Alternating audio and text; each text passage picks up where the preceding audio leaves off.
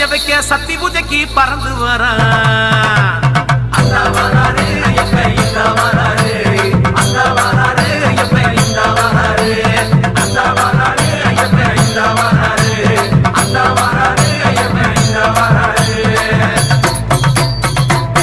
கணபதிக்கு காய் உடைக்க